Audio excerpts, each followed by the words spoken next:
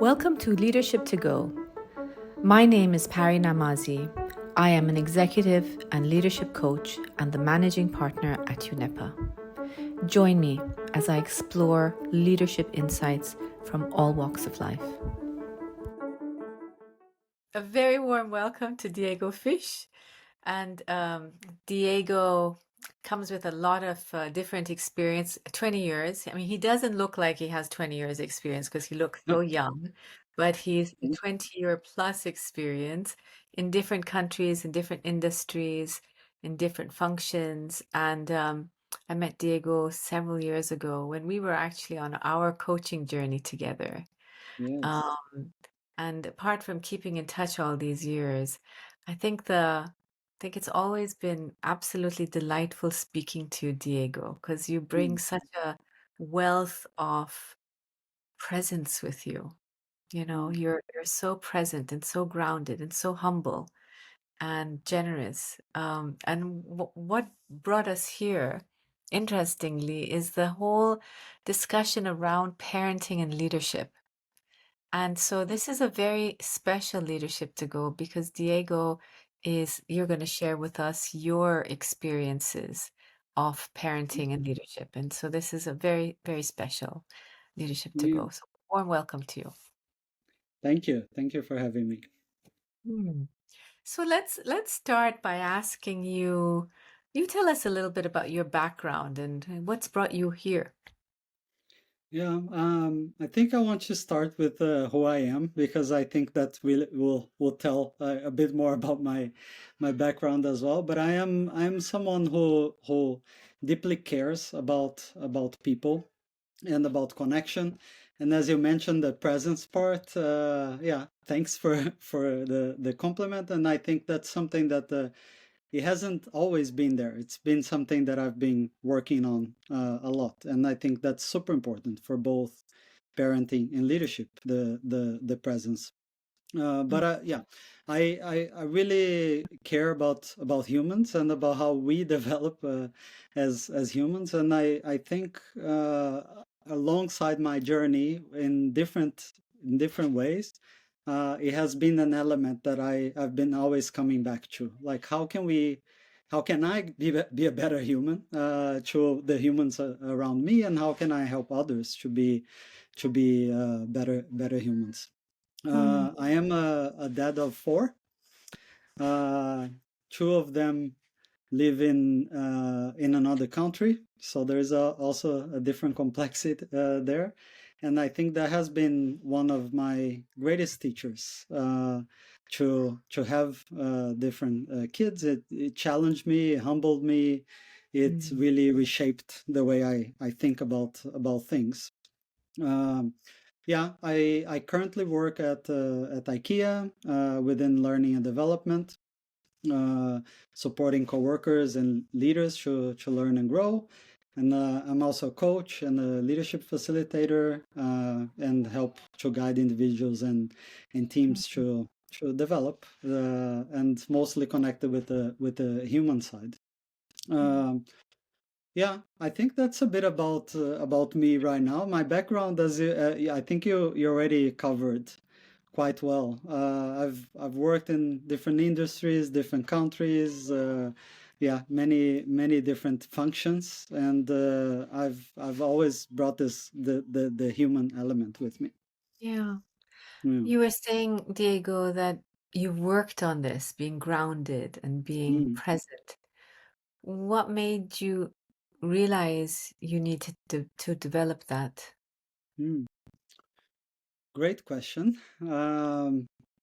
I think because I've been I like in different places that I've been working, I think I've caught myself on the hamster wheel, like kind of like doing things that yeah, maybe my parents wanted me to do, or maybe my friends wanted me to do, and not really realizing that it's actually not really who I am or how I want to live. So I think that made me realize, okay, I need to. I need to be aware of what's important to me, what like who I am as a person, and I think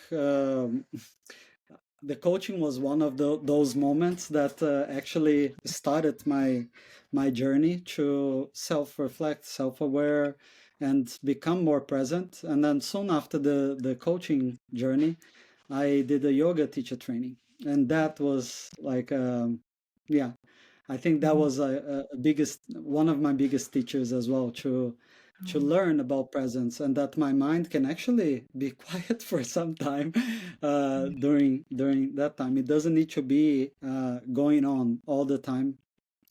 So more about the being and less of the doing, being in the Doing. present moment. Yeah. I think There's this that's lovely yeah, word which I've been hearing recently, which is becoming. And I think our journey through become. life is who we become, Mm, uh, yeah. and it's who we discover, right? And it's almost like there are all these little parts of us which are just hidden, just waiting, Mm, waiting yeah. for that opportunity to be discovered. And so many people don't do the inner work, the journey. But once you do, I No, think it's so, so rewarding. it is. It's challenging. It's very challenging. But Yeah, it's yeah, it pays off for sure. yeah. And I mean, Mm. you told us that you have four children. So tell us their ages, daughters, sons. A son who is 17, Hmm. uh, Gosh, soon you turning still don't look 18. like you have a 17-year-old son. I Yeah, don't yeah, even want yeah. to ask what Thank age you you, thank started you, having thank you. kids. Thank you. Yeah, yeah. Sometimes I wonder myself as well. Like, wow, he's already yeah, a grown adult. So it's crazy how time passes. So yeah, 17-year-old son, a 13-year-old daughter, Mhm. then a 4.5 son, and a 1.5 year old daughter. Oh, So wow. two of each. Two of each. Wow. How Yeah. old, may I ask, were you when you had your first child? My first child, I was 23. Gosh, so young. Yep.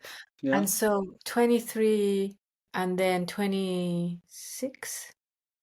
23 and then 20, almost 28, Okay, right. or 28. Yeah, Yeah. okay. Yeah. Or 24. Yeah, I was 24, 28. And then, yeah, the other ones now was what, 36? Yeah, 36. And then 39. Yeah.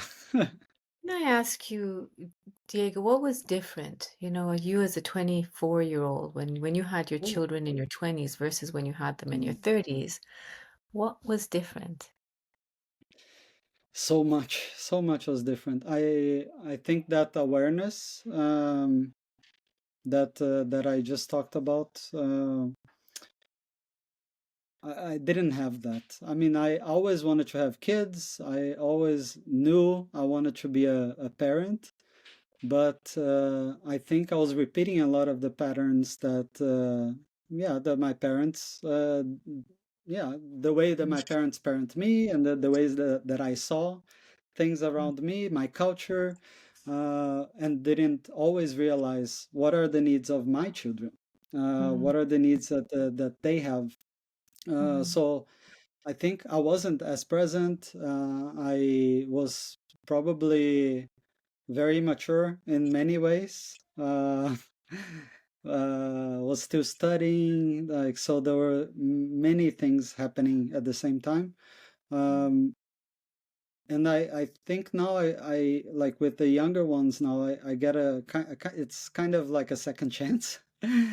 It was about maybe it was about 10 years ago that I did my first parenting course, and that was a click for me to start to realize, whoa, there's so many things that I haven't even thought about that I just do automatically, and I think that it's instinct, but it's not. I mean, I want to study about this. I want Mm, to learn more about how to be a better parent. What are the actions that I take that, mm, how does it impact my children mm, going forward? And since this course, I've been studying like and doing different courses and different things mm, that really help me now. So I think each child is has experienced a different parent, mm. uh, a different Diego, for sure. Yeah, Uh, absolutely. I mean, we say that too, right? It's like with your first child, you're just learning to be a parent. With the second mm, child, you have a little bit more experience, but then we're also growing. It's a little bit our mm, experience, our age, as you say, the habits or the part of, what's been ingrained in us that we're bringing forward. So it's correct. being aware of all of that. And, Mm. how did you show up differently? Or maybe let me Yeah. ask you a different Yeah. question. If there's some advice to new parents that you would give Mhm. now, what would that advice be?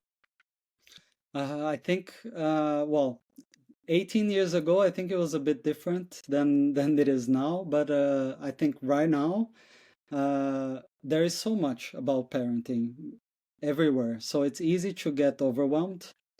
So I think advice-wise, that like something that I also try to constantly remind myself is to be kind to myself. That I don't have to be like I don't have to do everything right. Mm, Sometimes I myself get overwhelmed with the amount of advices and things that are out there that my parents didn't have and I didn't have like mm, 18 years ago either. mm, So to really, yeah, practice presence, bringing the present moment to reflect, to like listen, to because every child has their own individual needs, and the needs of the children today will be different from it's totally different than my needs as a child. yeah. Sometimes I used to, yeah, to push my children a little bit, like go out to the street, like like the things that I experienced that were good. Or like let's play football because I wanted to be a football player. So those things I didn't really realize until later. Mm, And I think it's good to just reflect on, like, is this the best for my child? mm, And the same, like when you're talking about leadership, like, is this the best for my team, or is this the best for me mm. as a leader? Yeah.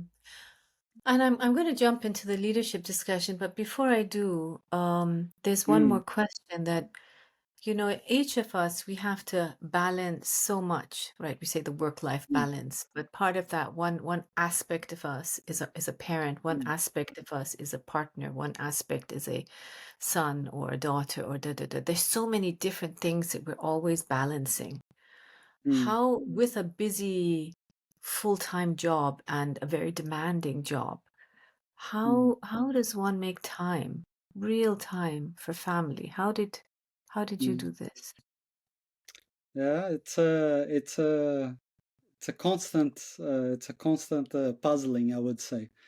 Uh, I mean, becoming a parent, it changes your whole world. For the ones who have kids will probably recognize it changes a lot. Like of all the things that I did for myself when I wasn't a parent, they changed a lot. I had to change a lot of my routines, my habits, my priorities, uh, and that was also one of the things that wasn't super clear to me. I still wanted to live like my old life, but that's not the case. So I think for me it was about prioritizing presence. Mm, So wherever I am, I mm, try to be 100% where I am, mhm, and not like to be in different places at the same time, especially with young kids really demand you to have like their attention, and it's quality attention. You can't be on your phone and Mm, like mm, talk to a child. They will demand immediately some like attention from you. So I think for me it has been prioritize and then also set like really clear boundaries into like, okay, this time is my family time. I don't mm, uh yeah, I do not yeah, jeopardize this for any reason. And then to really like, yeah, I mean, I think it taught me a lot also about planning and scheduling and different things because I'm from Brazil, so it's yeah, we are a bit more in the moment and, tomorrow. So it has taught me a lot of like, okay, I need to plan like a bit mm, more in advance, otherwise it's chaos. So I mm, need to plan the time that is like for me, time for me to exercise, for me to like, yeah, do my yoga, to yeah, be with friends, like be with my partner, and the time like with the kids. So it's like those blocks for me, they really helped to yeah. kind of manage those different things. And you talked about balance. For me, it's more about harmony Mm, other than balance. So I try to find a harmony. Sometimes work will be more than family, as long as it's not for a long time. mm, Uh, and it's a constant, like sometimes my family is like, okay, I don't do anything else. Like, okay, that's my priority right now. Yeah, yeah. so that's what Yeah. helped me. When you were talking about this, it reminded me of so many discussions I've had with, girlfriends and female leaders, Mm, about work-life balance. And as mothers, so I have two daughters who are now mm, 29 and 27, and mm, there's this constant feeling you're always guilty. Man, it's such a heavy feeling. I don't know if it's the yeah, same with fathers, but with mothers, it's always, especially if you're a working mother, it's always this feeling that, no, I shouldn't work so much. I have to get back. My kids have, I haven't spent enough time with them. And then you give in to them. mm, And sometimes, you spoil them a little bit mm, because you feel guilty. And so it's yeah, always getting that balance right, right? It's like it's such a heavy feeling. Is it something you exactly. also experience, this guiltiness? Yeah, yeah, I do. I talk often like with my wife about it, and I think it is because it's super important to me to be present with them. And when I have that, like that imbalance, that I'm focused too long, like on work or other projects or things that I'm doing, that I have, yeah, it's guilt, like, and at the same time, it's also guilt sometimes for work because I want to do a good job, uh, but I also don't, I can't manage the work the same way that I used to manage before. I cannot work evenings. I cannot, like, my time is limited, and Yeah. so, but yeah, I can totally relate Yeah. to what you're Yeah. saying, and yeah, I try to be kind to myself and constantly reflect and be like, okay, uh, uh, is this aligning with Oh, who I want to be, yeah. with who I'm becoming, right? Yeah. Yeah. I sometimes say that they feel your love, and that Mm, sometimes is most important.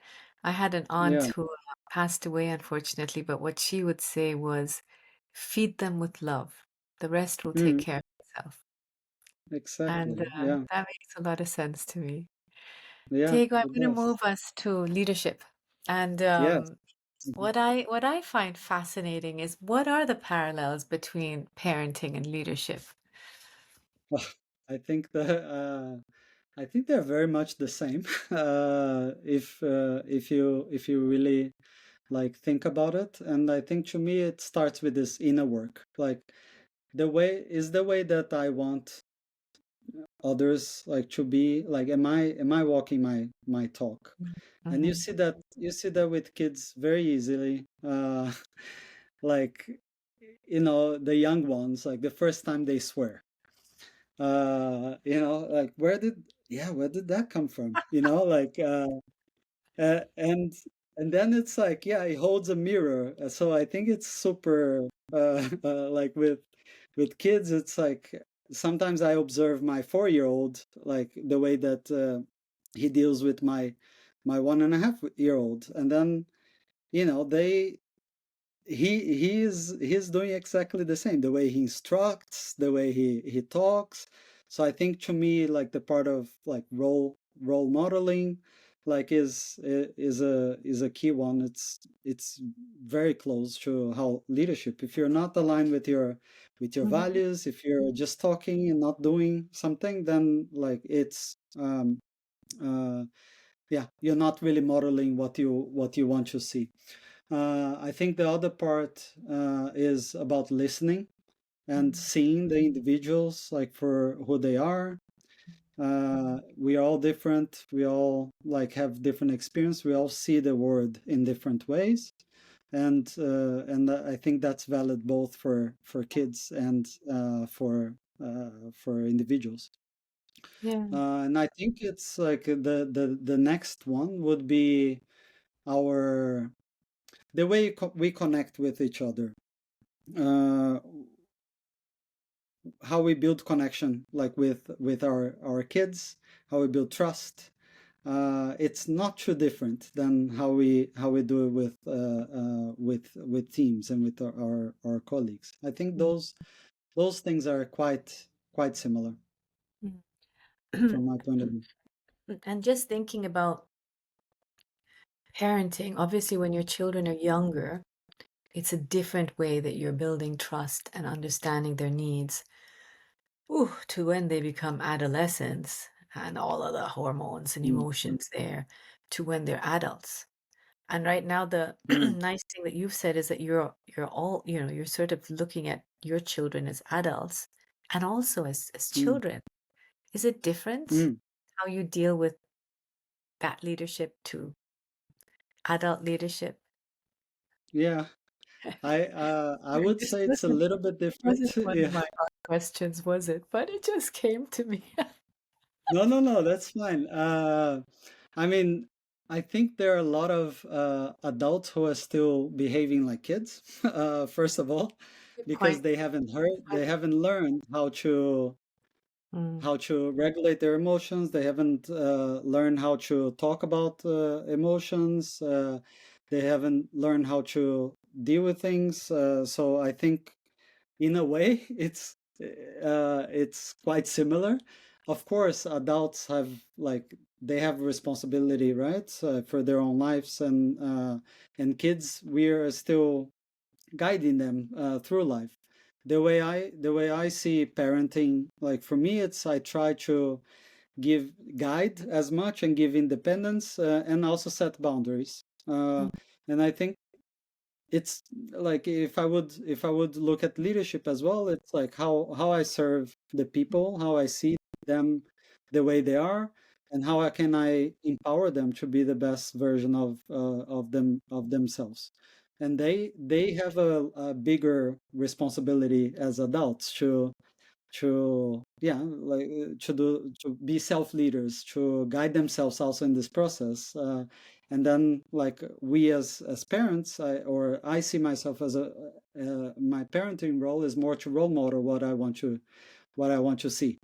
I think mm, recently I just want to share this because recently we talked about emotions now, and I was like telling my son like, yeah, calm down, like you know, he was having like a meltdown, and I was like, calm down, do this, like breathe with me, and it's like giving him instructions, instead of just like going sitting next to him and like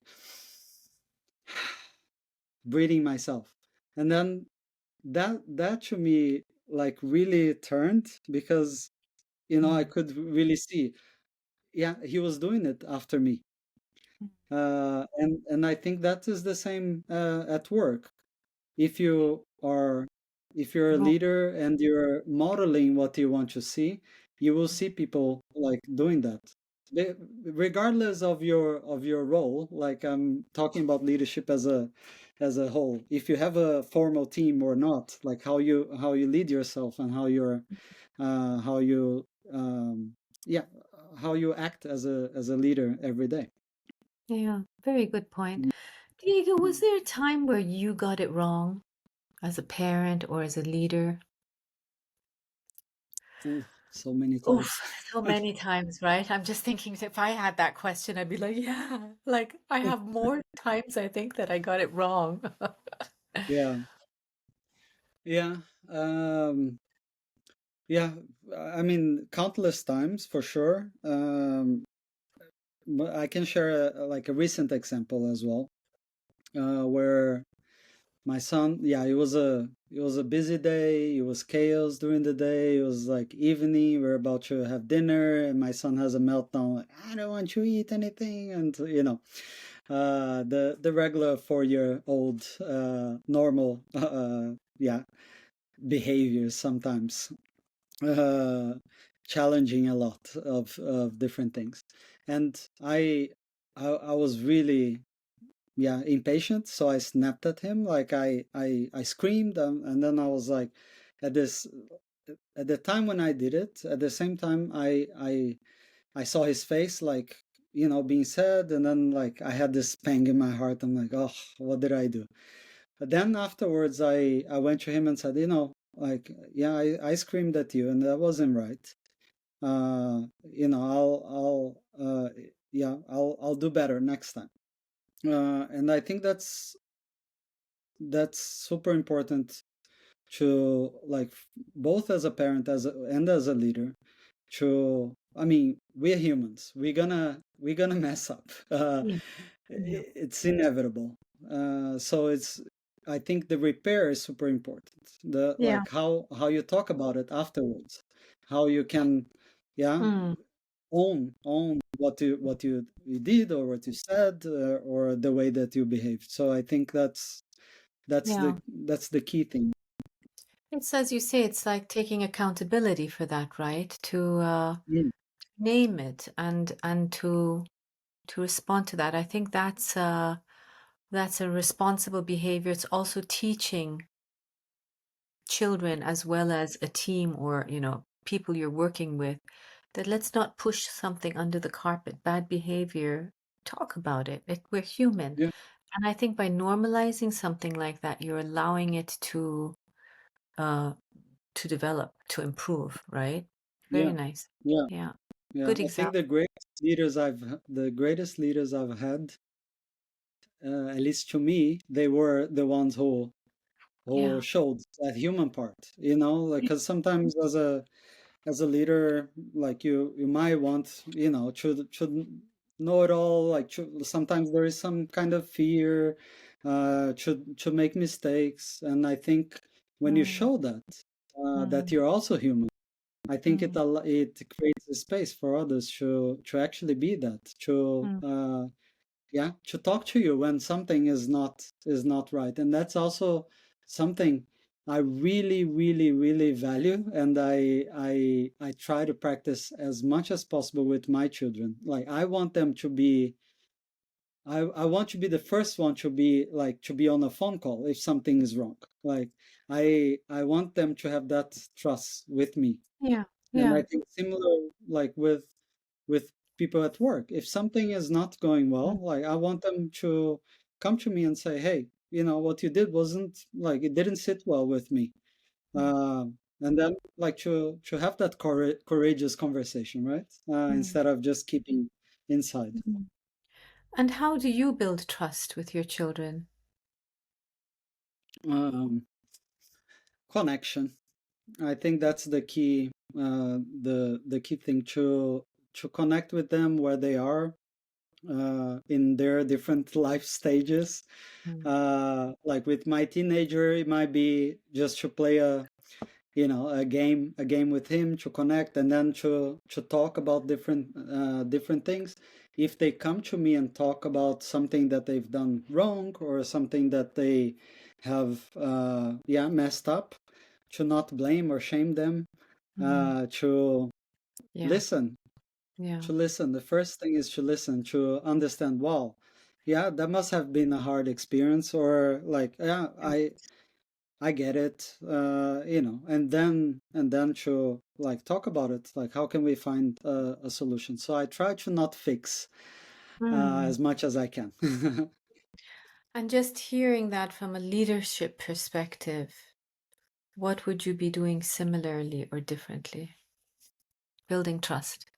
um, I think it's the same. Well, it's quite similar, like building connection, like with the humans behind, to understand, okay, what are these people like? Who is this individual like? What do they value?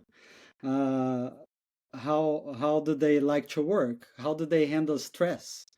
Mm. And I normally, for every project or something that I'm working on, and I'm leading it, I have like at least a few conversations at the beginning about it, like to get to know the person behind the job, to really understand the human, and I don't know. Many people have told me that I'm really easy to trust. I think because I also model vulnerability, and I say, hey, I'm a little bit nervous about this. When we started the talk today, I was like, I'm a little bit nervous, like to be on the camera and be recorded. I think that really creates the Yeah. space, like Yeah. to That's be true. that, and then you can connect with the human behind, and yeah. I Ah, think too many times in leadership, we think a leader thinks they have to be tough and have all the answers, but a lot of times showing that vulnerability really creates connection. It creates mm, that space that I want to talk to him or her yeah, because now I know that they're also human, right? They're not just this tough person. exactly. Yeah, And I exactly. wonder, Diego, this we talk about our journey through parenting, but we also learn so much from our children.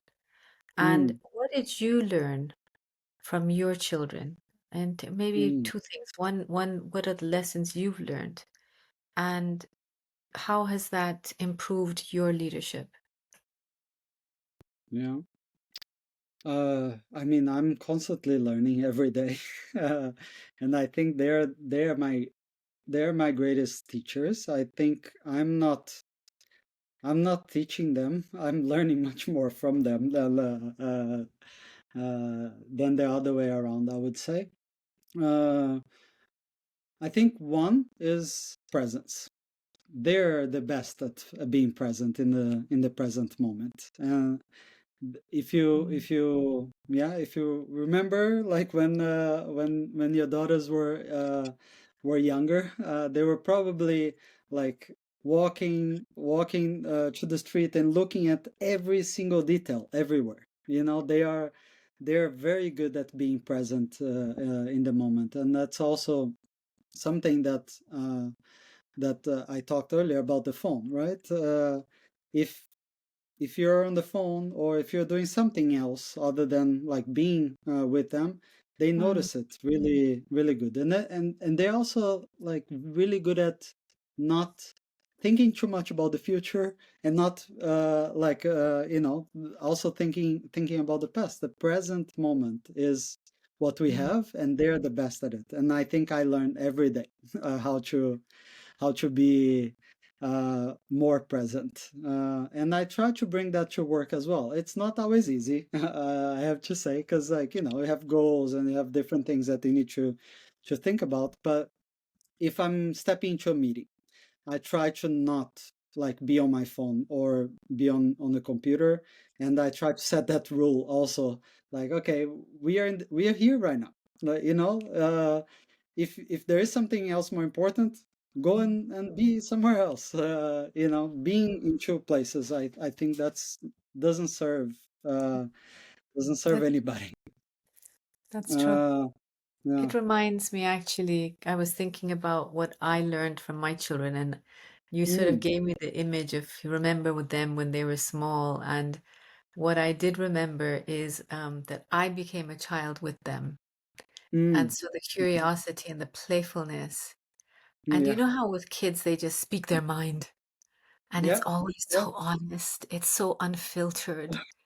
And that Yeah. must be one of the biggest things I miss in from a Mm, child's world is how yeah. they can so easily say things. They're angry, they're hurt, they want to throw a tantrum. Their emotions are so like present. Mm, And yep. a lot of times, as you said, if we don't recognize emotions, we don't know what to do with that.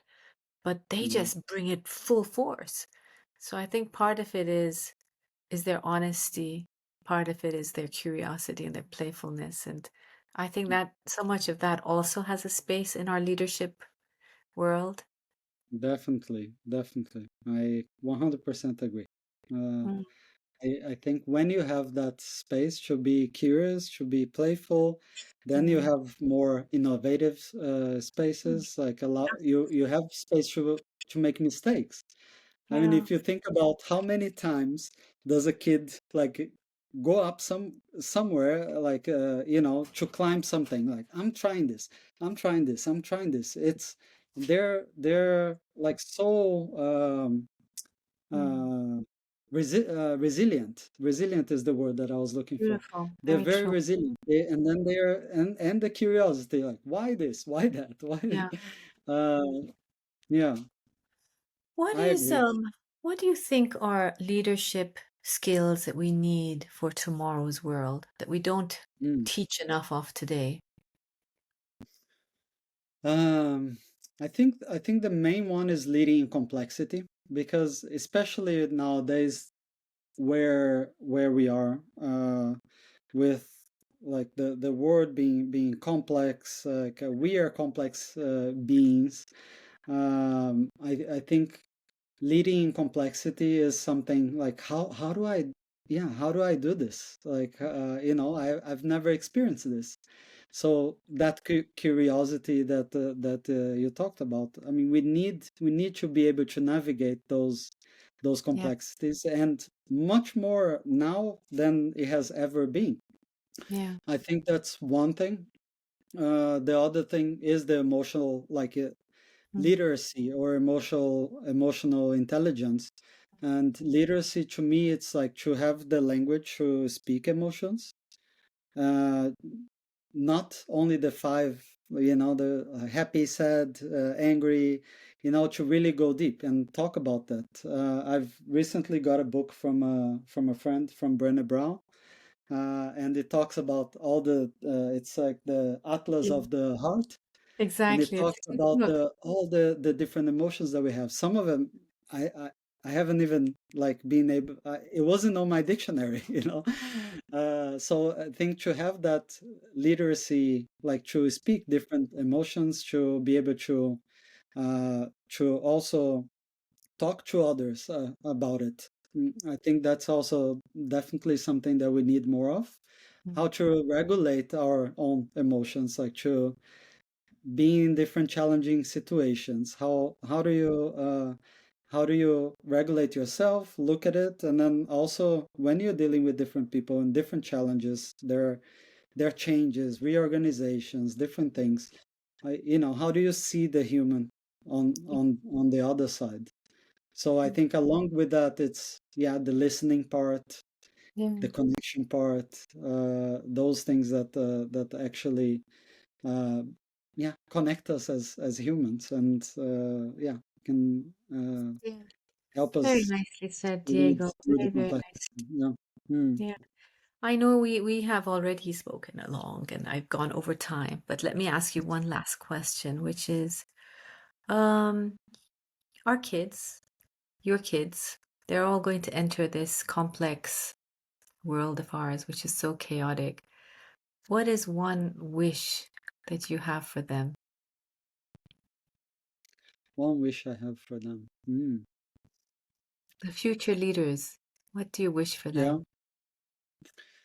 that they have the courage to be themselves, um, to like remain their authentic self as much as they can, uh, because what also of what you said earlier, this authenticity of kids to be able to speak out different things, we lose that over time. And I think to have that courage to be the authentic selves and be kind, like to others, I think that those things will probably be the things that I wish for them, and I will do my very best to to guide them to be that, to continue to be that. Yeah, that's beautifully said. That was a lovely note to end on. Diego, this was wonderful. Thank you so much for your time and your wisdom. I wish you all the best on your journey. Thank you. Yeah, thank you so much. It was great being here.